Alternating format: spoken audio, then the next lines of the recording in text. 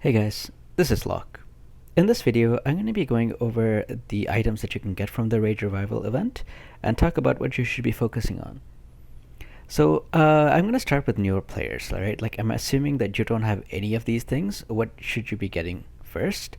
Well, for newer players, you probably are not going to be so good at PvP, so I'm going to cater my advice towards PvE because it'll probably be a while before you can compete with, other veteran players that have been around for a while. So in that case, you actually want to focus on things that can give you status element resists. And the reason you want that is because there might be stages where you want to fight against a boss or some enemies and they have a particular resistance. Sorry, they do a particular debuff, and the unit that you want to use, maybe the unit that you're focused on, like Cloud or Noctis or whoever you chose to focus on your account, that unit might not have the particular resistance that you want. So you want to really at least get like a +0 item that gives you this resistance. So the items that you want to get for that are actually the first item that you want to get, which gives you so many different resistances, is the white marshmallow miniature. You want to get at least if you can, get 5 of these. But if you're starting out and you're like really struggling for these coins, get one of these. It doesn't matter what type you get. Level it up to 50. The stats on it might suck. It doesn't matter, but you have all those resistances. Even at +0, if you get a +0 level 50 item, you can get all those resistances. I think it's like not stun, sorry, it gives you like sleep resistance, paralyzed resistance, and a bunch of others, 25% of each. And so you really want to get that because it's especially against like these Malboros that like to prop up all over the place. You can really um, increase your survivability and your PvE questing against these different monsters by having this white marshmallow miniature. There are some other items that give you these as well, and I think the second most important one, in my opinion, is actually the defense bracer. So again, you want to get at least one of these, and I think this can actually be used in PvP scenarios as well. So this item at a +0, it gives you, if you build the defense type, which you have to get a bit lucky to craft a defense type, but if you build a defense type, I think it gives you like 16 defense and 25% disable resist, and disable is pretty crippling. So it can be used against PvE scenarios, but it can also come handy against PvP, especially with like units like Prompto, which is going to use arm shot to disable your units. So if you don't have natural disable resist, this is a good item to put. Even on a unit like Oberon, like I often use this because he has stop resist, but he does not have disable resist. And if he gets disabled, it's really hard to win fights, when you have such a crippling debuff on you. So I really like this item. You can also take it all the way to +5 if you want, but you don't have to. At +5, it gives you 25% missile resistance, but it's only good for 3 turns. It could be good, depending on, like 3 turns of missile resistance is enough for you to approach these, missile units and wreak havoc on them before they get a chance to do anything. So it can be good in certain cases, but really, I really like it for the disability resist. That's really why I like the item, and it also has a pretty decent amount of defense. Even if you ignore the missile resistance, I would still build like several of these. Like at least I already have 2 +5s of them, but I think it's well worth it. So these are the 2 top items that I would focus on: the white marshmallow and then the defense bracer. And then there are some other things that give you other disability resistance, not disability, but other status effect resistances as well. Like this one, it gives you stun resistance. And then this one gives you silence resistance. And I believe that's it. So I would get like at least one of each of these, and you don't have to build it right now. I think it's like if you're a newer player, you're not going to remember which one gives you stun resistance, right? So I think it's probably better to build these and leave them at like level 10 or something, and then like at whatever level that gives you a little bit of resistance. I think it's level 10. So build these, leave them at level 10, and then when you need something that gives you, like if you're doing a stage the boss is stunning a lot, build get this item up to level 50 then, because you need it right now, right? But get like if you can afford it because you are able to farm these coins a little bit faster than you thought, I would honestly suggest getting like 5 of each of these items, because in a lot of PvE quests, you want to bring, like, say, an Earth team, and your Earth team, nobody has, uh, I don't know, like paralyzed resist or something, and you really want to bring your Earth team, so you can stick the Marshmallow miniature on all 5 of them. It can all be a +0 Marshmallow miniature, and your team can beat these Malboros, for example, right? So I really suggest you do that if you can afford it. If you can't, because you're struggling with coins, get like 1 or 2 of these items +0. And then if you are running gunners, because a lot of really popular gunners have been coming out, like Jaden, and then Prompto right now, I highly recommend this item. It's probably one of the best items because it gives you acquired AP up, and it gives you missile resist penetration, and they're both very good statistics to have for gunners. So like, I already have one of these. I already made a +5, and I bought enough recipes to make a second, because I think this is an item that I'll probably want to have on more than one gunner. But I'm not running double gunners right now, so for all the items that I'm going to talk about from now on, you don't actually have to make a +5 item, like, because it still requires a lot of books and other materials. So what you can do is you can just buy 63 of the recipes, and I've done that for so many items that I think are pretty good, have uses, like, all of these, about at least 63 recipes, and I'm just keeping them until until there's a point when I really need to use it. Because at the stage I am, where I have like so many different things farmed, I can just use some other items, and it will work like 90% as good as this item, and I might not need to build it. But if there's a specific instant where I'm like, oh, I really need this, like, charm resist for 3 turns or something that this item gives, then I'm gonna sorry, not that item, this one that this item gives, then I'm gonna make it, right? But I buy 63 of these recipes. So if you are if you're building these gunners and you're planning to use them a lot, I highly recommend making a +5 of this. Now, you might not be able to do that because it'll take you forever, so buy as many recipes of this as you can. If you can afford it, buy 63 recipes, and if you're having trouble farming the other items, get them later. But if you can, I would highly suggest getting 63 of these recipes to make that +5 at some point. These vision cards, the cards are not that great, to be honest, but I think the espers are pretty good, especially this one. Like, if you had to focus on one of these 4, I think this is probably the best esper of the 3.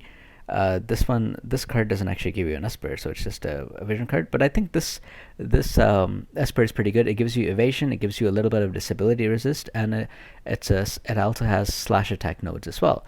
So I think it's a pretty good esper all around. I've used it on several units, not only dark units, but especially Venera likes this esper. So if you can afford it, 50,000 coins is a lot. If you can afford it, I would suggest you get it. If you can afford all of them, then go for it. But if you can only afford one, this is the one that I would focus on. And then the other items are kind of like nice to haves, I guess.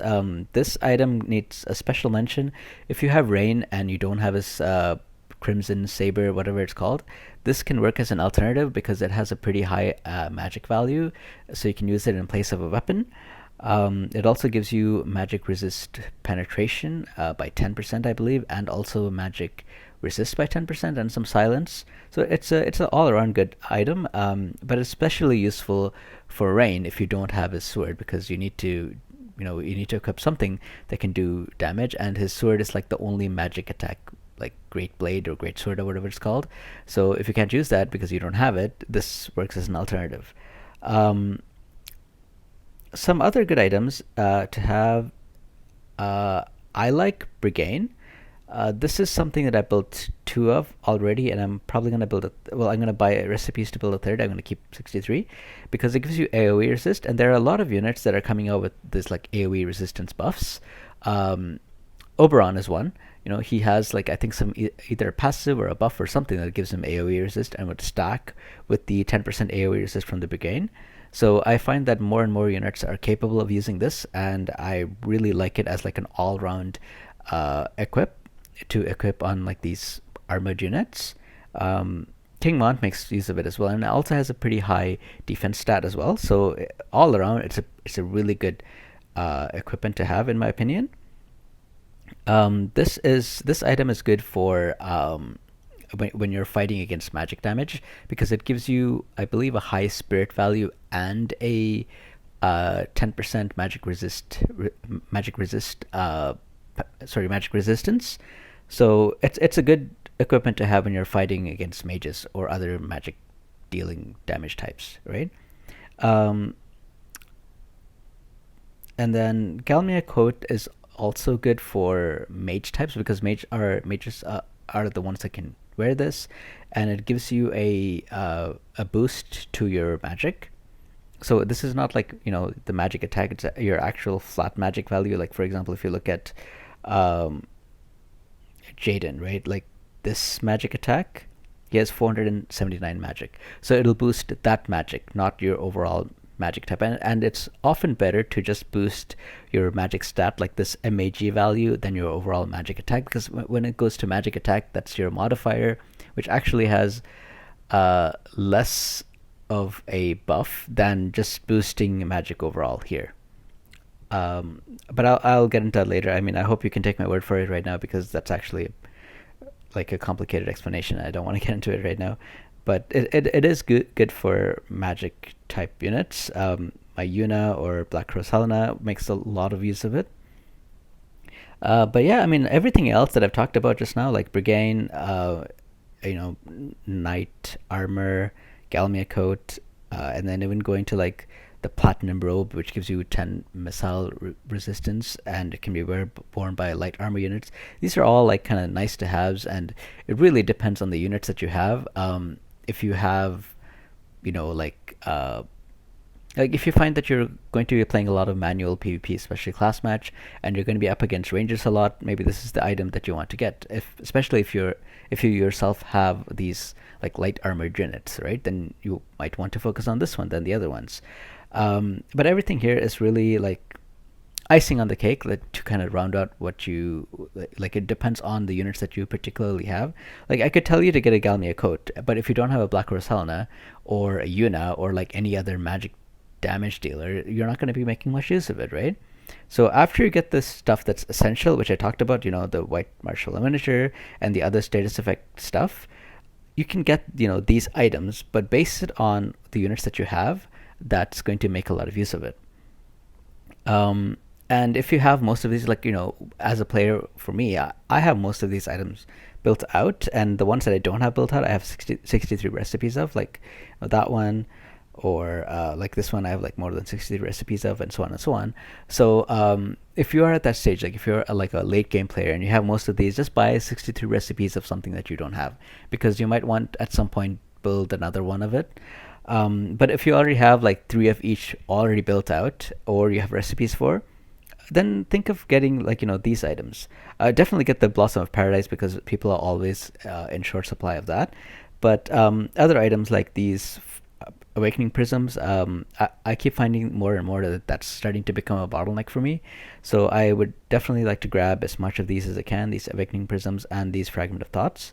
So something else you can get with this raid currency. And if you are if you're having trouble farming like these items, you can always buy them for currency as well. But it does start to become pricey in terms of how much of these raid currencies you need, because you need like, I think you need like 600 of these, I believe, and you're buying each of them for like 500 coins. That starts to add up to be a lot on top of the 63 recipes that you need for this. So focus on getting the recipes. Like, if you can't get all the items as well to make this item, just get the recipes, because there'll be other stuff that will come up, like other raids and other trials of awakening or whatever it's called. And when those come out, they will also give you material like these mega crysts, and some of them will give you sacred tree saps. Something else will give you like white spirit sand, and so on and so on. So you can always farm these up later as well. But the most important thing to get, in my opinion, would be the recipes. So that's what you should be focusing on. If you don't have good espers, something else you might want to focus on instead of these recipes might be this particular esper, because it's pretty good, I think. The other experts aren't bad. I mean, if you can get all of them, like the order of importance that I would place on them would probably be this one is first, this one is second, and then this one is third. That's how I would value them. And then if you want to spend energy doing their quests, you can. But I personally didn't find these cards to be that useful. So you really have to figure out, because each of these will cost a bit of energy because you have to do it. Unless you can, do these quests and get all of these at the same time. If you're going to be repeating these quests, then you need to decide if you're going to spend the energy to do these quests or if you're going to spend the energy to do the multiplayer raids and get the coins instead. Like, you need to make that decision, right?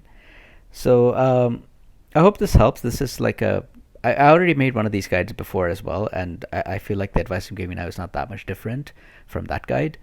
But yeah, this is my guide telling you what to focus on for these items. Um, yeah, I hope you guys enjoyed this video. If you have other questions or comments, let me know. And I will see you guys next time. Take care.